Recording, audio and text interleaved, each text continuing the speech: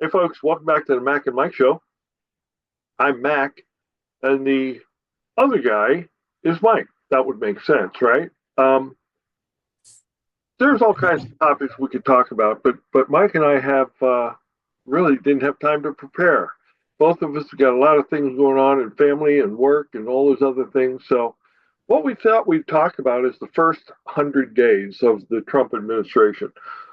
There's been a lot of conversation about that. There's been a lot of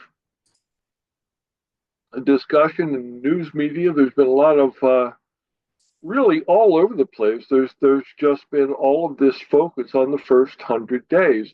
Now, interestingly enough, maybe it's because it was 4 years ago, but I simply don't remember people talking about the first 100 days of the Biden administration. Maybe I'm just wrong. Maybe there was. Maybe there were a lot of accomplishments in the first 100 days for the Biden administration. I just missed it. But the first 100 days of the Trump administration, if you just said one word, and that word was tariffs, that would be enough almost to talk about the first 100 days. But there's been a whole lot more.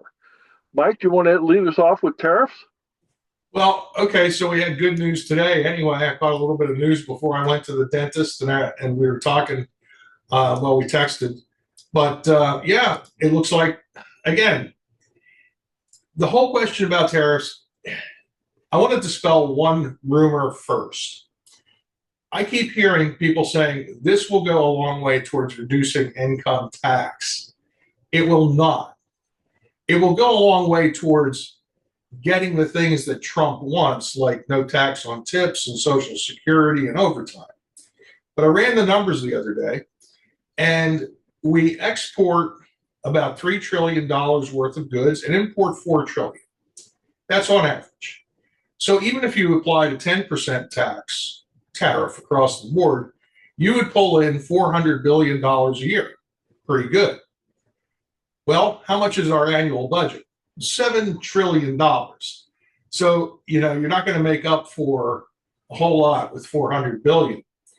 However, the idea too there is that as jobs come back and factories build over the long haul, that's the thing. We have to be patient. Over the long haul, that $3 trillion in exports may end up being 5, 6, 7, 10 trillion, which would then go a long way towards helping reduce tax burdens maybe on some of the most vulnerable. So, yeah, we had great economic news today. And Well, you thought? Mike, you're talking about the smallest part of the impact of the tariffs, okay? I saw a interesting interview on, I think it was CNN of all places. They interviewed, I think the guy's name is Farley, who is the CEO of Ford. And if I remember correctly, he said Ford Motor Company makes 40% more of their cars in the United States than any other automobile manufacturer. And what this guy was talking about is the exports to other countries will dramatically increase because right now you can't. I mean, unless they build the Ford in Europe, you can't export to Europe because of the value-added tax and the tariffs that they put on our automobiles. The same thing in Japan. You can't buy an American car in Japan unless you're uber wealthy because of how much they cost. So when you look at the tariffs, see, the European Union has already come to the table and they're starting negotiations, zero tariffs on their products to the US and zero products for US products to the EU. What does that mean?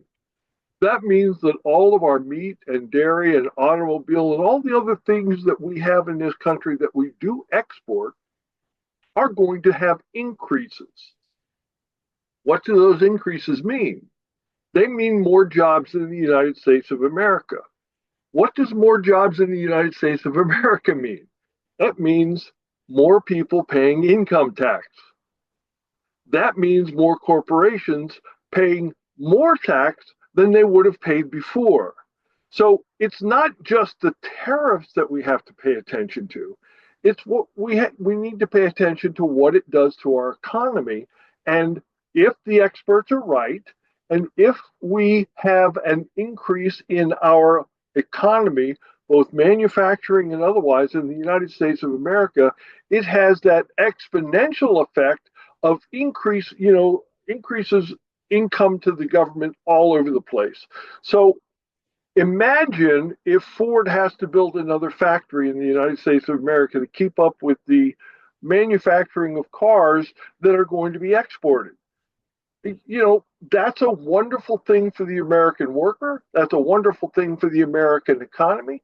And what this Farley guy was saying is we're fully on board.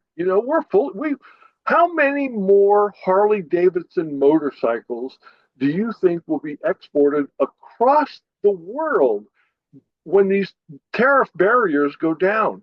So what will happen with Harley Davidson motorcycles, which manufacturers, I think, only in the United States of America? We'll build more motorcycles. We'll export more motorcycles. We'll have more people working for Harley Davidson. Those are the kinds of exponential effects that these tariffs will have. China is increasing the tariffs. But here's the thing on our goods, by the way. But here's the thing. China has to put their people to work. If their people are not actively employed in manufacturing jobs, you're going to have record unemployment in China. And if you're the Chinese Communist Party, massive unemployment could lead to discontent among the people. Discontent among the people when you're talking about nearly 1 billion people. We don't know how many people live in China because we can't trust anything they tell us. But imagine discontent and potential unrest by the citizens of China against the Chinese Communist Party.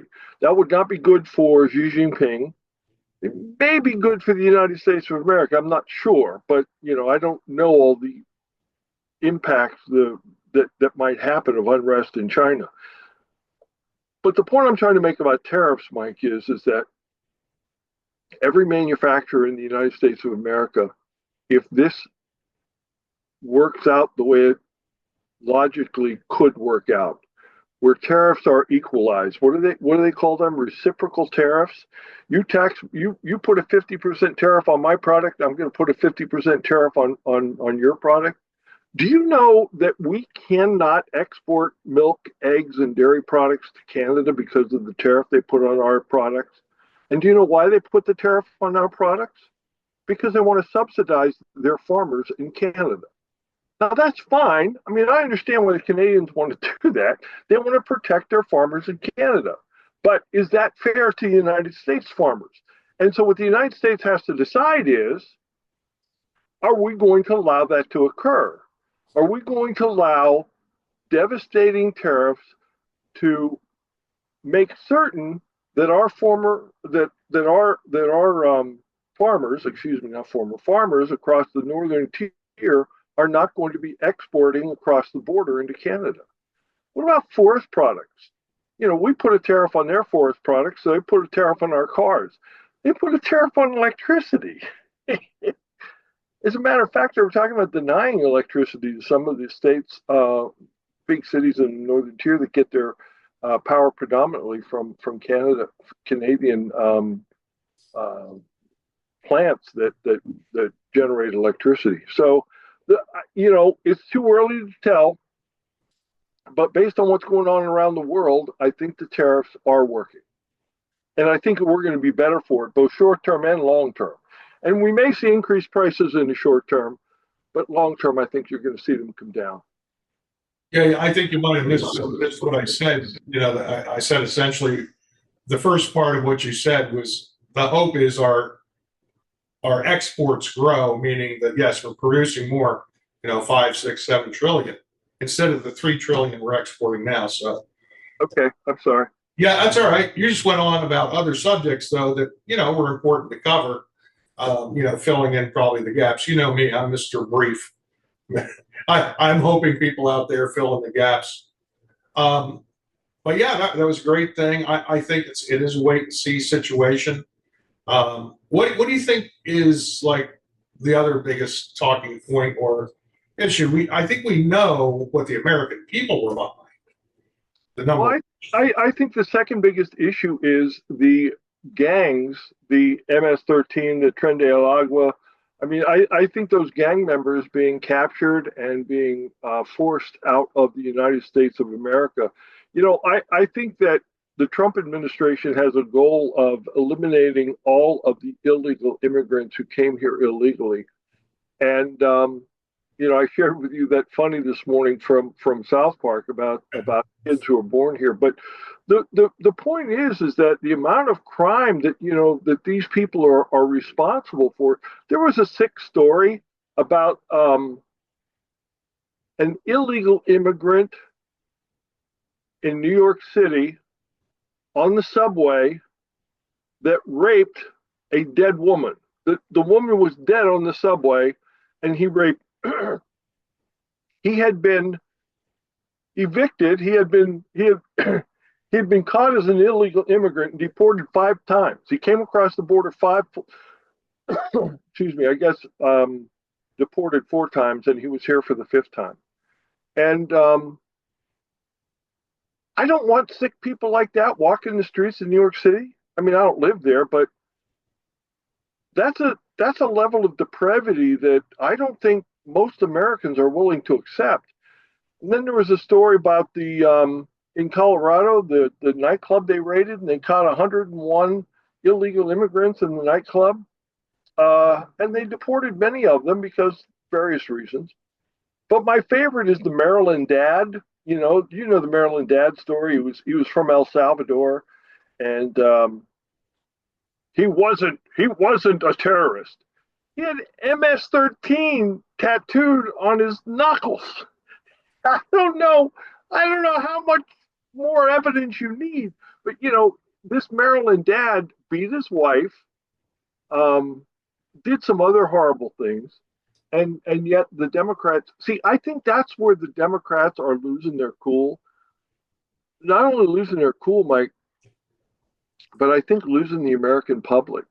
I think you'd be hard-pressed to find a majority of the people who say that the, quote, Maryland dad, who is a citizen of El Salvador, was shipped back to El Salvador as being a terrorist, a member of a known gang, to El Salvador. El Salvador citizen, illegal in this country, shipped back to El Salvador, and then we have Democratic members of Congress going to El Salvador and saying, we're not leaving here until we bring the Maryland dad back home.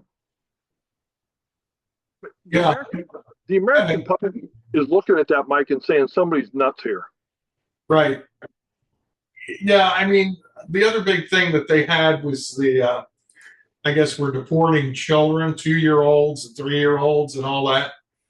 Did you see that claim by the Dems? But the thing is, Mike, don't you want those kids to go back home with their parents? Well, that's what they're not saying. They're saying we're deporting them. No, the mother chose to take them. I mean, when you come here illegally and have children to maybe even an American citizen, but your children are still American citizens, you have a choice. They can stay here. If they don't have a relative, they'll raise them in foster care, or they can go home with you. Well, most mothers, hopefully, are going to take their kids with them. Yeah. Yeah, it's. I guess Trump has what the border. He says closed 99.9%. I'd say it's higher than 99.9% because only a trickle came through, like 17 people the other day, when there were 15,000 or so a day coming through.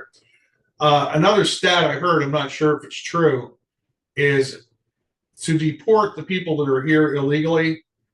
At the current rate, which is high, it will take us 123 years. So, it's a long time to get rid of these folks. And so I'm not sure how long, if it'll ever happen. But the worst first is definitely the goal. Worst first, but also, Mike, a lot of these people are self-deporting, right? And why are they self-deporting? Because at the same time we're sending illegal immigrants back home to their country of origin, we're also cracking down on employers who are hiring these illegal immigrants, under the table with fake IDs. They're doing. DOGE is a fantastic part of the Trump administration we haven't talked about yet. But what did they uncover? They literally uncovered thousands of Social Security numbers that were issued to known illegal immigrants. but they know what those numbers are, and they're tracking those people down. So my point again is that um, you know we're using multiple different tactics, both tactically and strategically, to eliminate people who are here illegally. And anyone who thinks that Mac and Mike are against legal immigrants is just flat out wrong. But anyone who thinks that we are supporting illegal immigrants, the legal immigrants don't even want the illegals here. It's a poor reflection on them. Yeah. They sometimes wait 7, 10 years to get here, and these people are walking across the border scot free.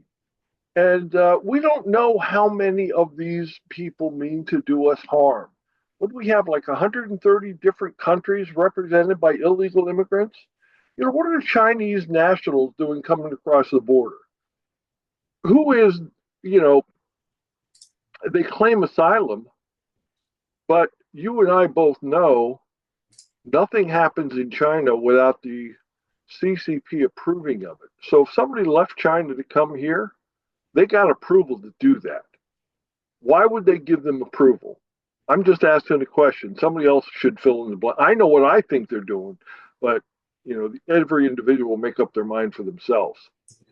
Yeah. And by the way, the whole thing about the Maryland man's tattooed knuckles is, unsubstantiated claim. I just dropped that to make sure I'd heard the Democrats saying not, but I guess it depends on how you interpret, the knuckles. There's letters aren't there.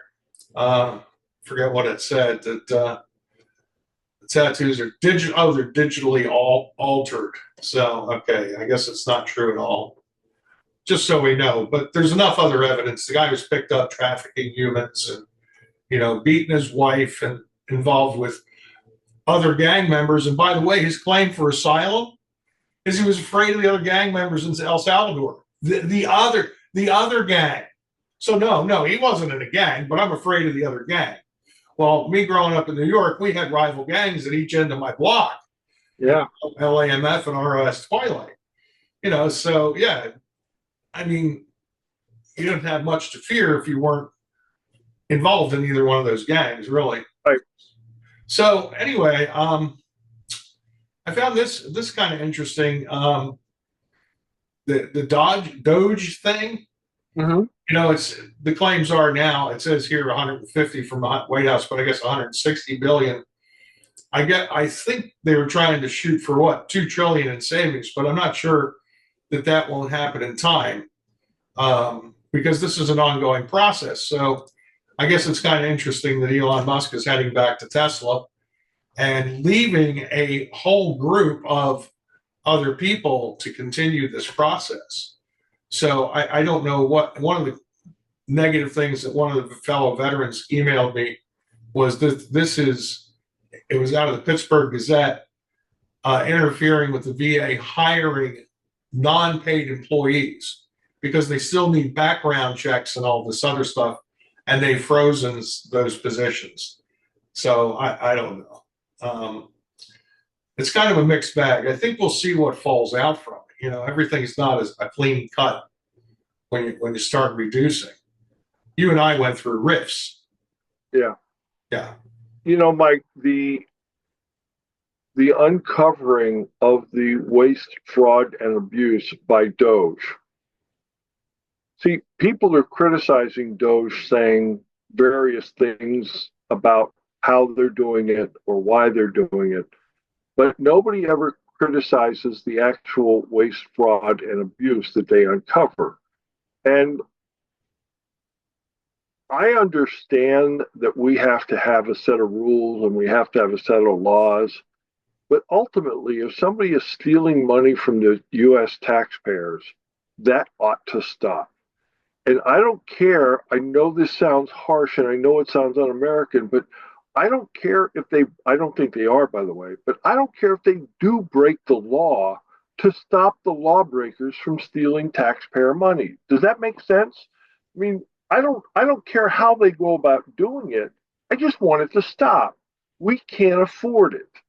And the things that we've talked about so far, the the likely increase in exports. Number two, the likely less amount of money spent to support illegal immigrants here in this country in the many and various different ways of welfare. And then the cost savings that DOGE is is delivering through the uncovering of waste, fraud, and abuse. All of those things will reduce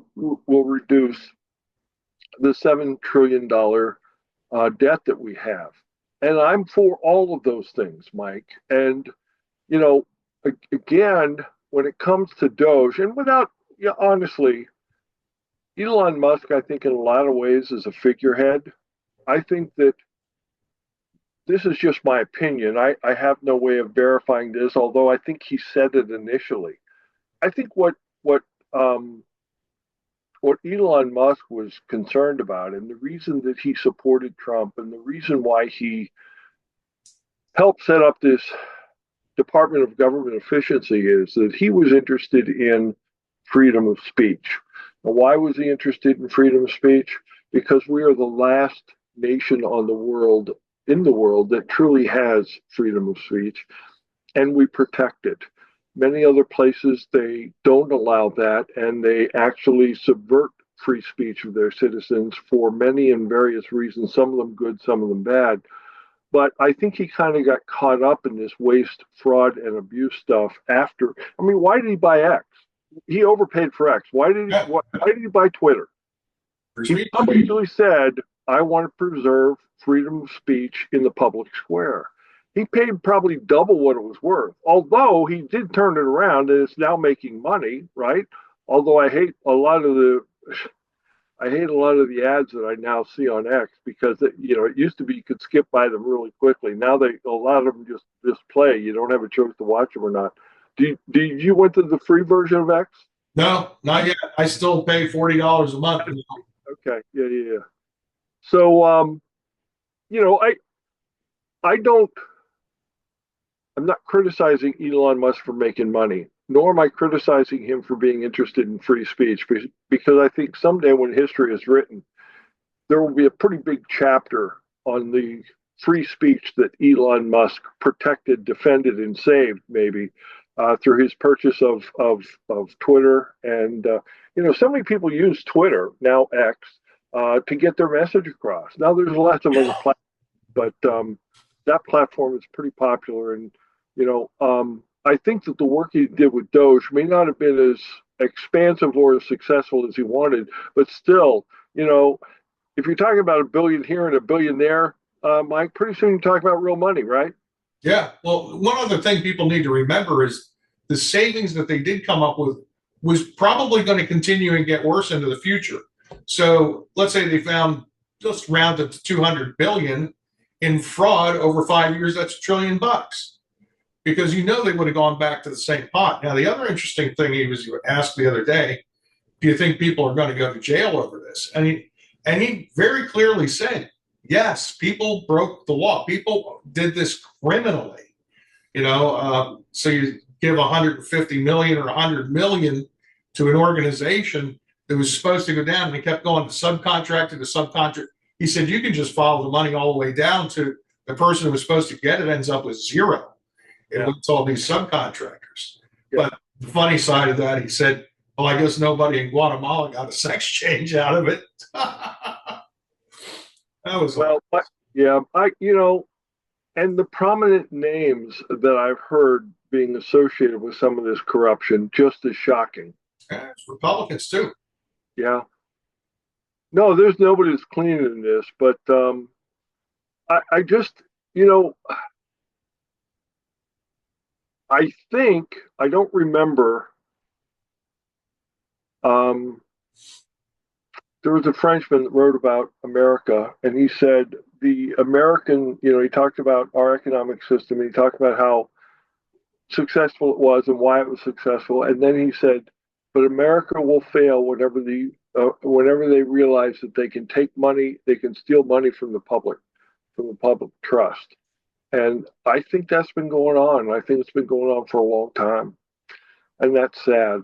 And I think a lot of elected officials with multiple mansions that have been, making $200,000 or $300,000 a year for the last 20 years. I have no idea how they got enough money to live that lavish lifestyle. But I hope that if there was illegal, immoral activity, I hope it is. I hope it is. Yeah, I don't think Bernie Sanders is involved in that. We'll find out. I have my doubts, but that just reminds me of good old Bernie, because I will never forget. He used to always say millionaires and billionaires. He never says millionaires now since he's a millionaire. He says billionaires. Okay, the hypocrisy and taking private jets anyway. Well, I don't want to get off of first 100 days. So I guess. Go ahead. Well, I guess military recruitment is surged. Yes. The Army and Navy, they're finally hitting their mark, which is really an improvement. I guess we were struggling before that, not just because very few people qualified, because they were overweight, not well educated. Can you imagine in the old days when you were in the Army, I was in the Air Force, and then we had the Marines, our crayon eating brethren, which is it's a great joke because they're very smart people, most of them. But that's the thing. The reputation was there wasn't a whole lot of brain power there. But what they were saying is we're doing so poor in educating our children that a vast number of people couldn't even qualify. And I mean, you and I took ASVAB tests. Right. So I'm sure we both scored very high. But you used to be able to get in and do at least a maintenance job or something like that with like a 50 or 45. They couldn't even get people to score that high. Truck drivers and cooks. Yeah, but they couldn't get people to score high enough to be truck drivers and cooks.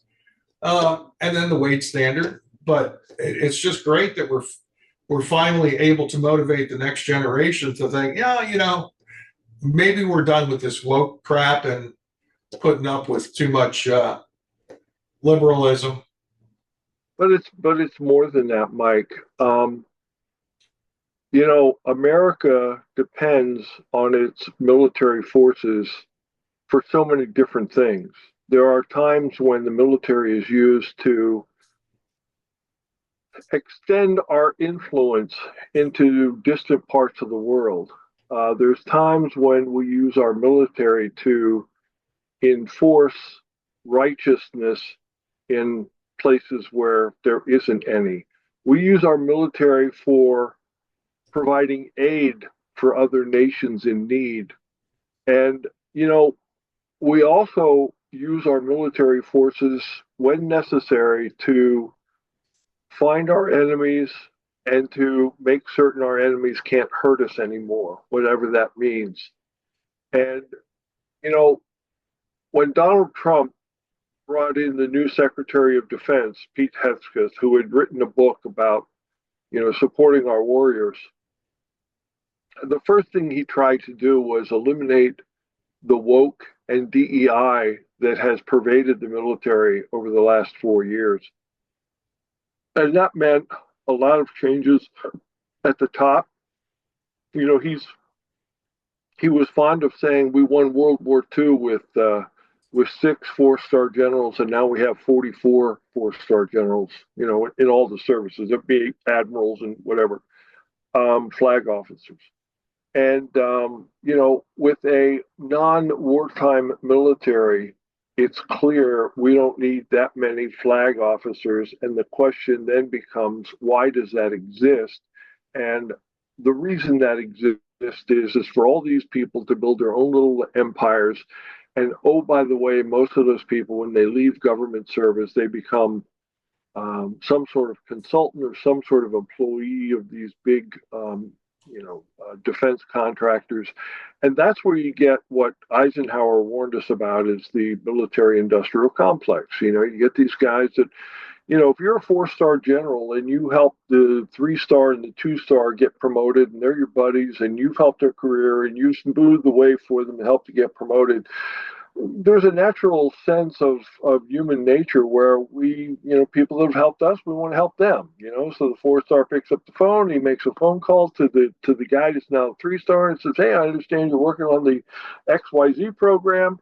I want you to know that General Dynamics, or fill in the blank, the ABC Corporation has a great product that would fit in that program, and maybe give us a shot." And of course, he picks up the phone. He says, "Hey, I want the ABC company to be included in the bids for the XYZ project." And that's how that crap happens. And that's why we get products that we don't need, and we don't get defense products that we do need. And there's a lot of that going around. It's not only within the Defense Department; it's also in the legislature. Hey, we want to build submarines, or we want to build battleships at our port. It's our shipbuilding place in fill in the blank. I don't want to fill in a name that would reflect poorly on somebody who's doing a good job, but oftentimes they do that, and we don't need battleships anymore. Battleships are World War II way of and actually World War One, because World War II was really aircraft carriers that projecting power. But those are the kinds of things that go on that Pete Hegseth is making a difference. I saw this story, and part of me felt really, really bad. There was a female who wanted to be a SEAL, and she was trying to take the test, and she failed, and she was complaining because it was her dream to be a Navy SEAL. And there were a number of people in the establishment that are saying, this woman worked so hard to become a SEAL, we should give her that opportunity. And I understand how people feel that way. They feel empathy for this woman who worked so hard and fell short. But here's the way I look at it. When the SEAL team goes to some ridiculously dangerous place, and they are trying to do the work of the United States of America, whether that is capturing a high-value target, or eliminating a high-value target, or doing some sort of rescue of somebody who is important to us, a citizen or whatever, we have to have people that are absolutely the best trained and the most capable individuals, because all of those SEALs depend on one another literally for their very life. And if any person, whether that person be female or not, can't make the highest standard, then I'm sorry. And see, that's what Hesketh brought to the table. If you can't meet the standard, you don't get the prize. And that's the way it should always be in the military. We should never cut corners just to make somebody feel good or to fill some DEI quota. And when I read that story, of course I felt bad for this woman who had strived so hard to qualify as a Navy SEAL. But I felt pride that the Navy SEALs that I know go and do things that are nearly impossible are going to have the best possible candidates turned into SEALs and become the next great SEAL team. That makes sense to you, right, Mike? I mean, you worked in Special Forces. Yeah, that happened to us in 1990. Late 80s, it started happening. My career field did not initially. It's not that we wouldn't take a woman, but no woman could qualify. Right. It was just too rigorous. And I know we had our first woman because in the first Gulf War, we had a woman in my shop. And she had transferred over from security police. So that's usually pretty rigorous too. But even though she came from security forces, she could not qualify, but they pushed her through. Right. And I had no say in it because I was not that senior back then. But you got to figure that security forces were pretty tough folks too. So if she didn't qualify for us, she probably didn't qualify. Somebody had to push her through over there.